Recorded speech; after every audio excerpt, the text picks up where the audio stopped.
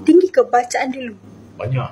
Yang masa mula saya kena 108, 109. Tingginya. Waktu tu keadaan badan macam mana? Memang lemah. Memang lemah lah. Selalu ke dapat bacaan macam tu? Sejak saya minum ni, tu ada.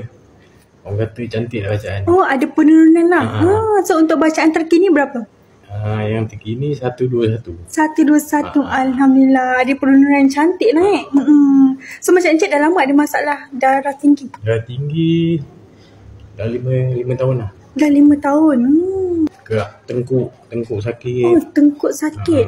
Dia rasa macam mana tu bagi Dia tengkuk? macam kalau darah tu naik, kita boleh rasa dia berat dekat tengkuk. Berat kat bahagian tengkuk. Ya Allah. Kerap ke mengalami simptom macam Dia tu? kalau naik tinggi lah, kita akan rasa berat. Waktu tu tekanan darah kita akan tinggi juga lah kalau simptom tu berlaku. Tapi untuk sekarang ni simptom tak ada lagi tak? Ada tapi tak ada sampai jejak 1.9 tak ada.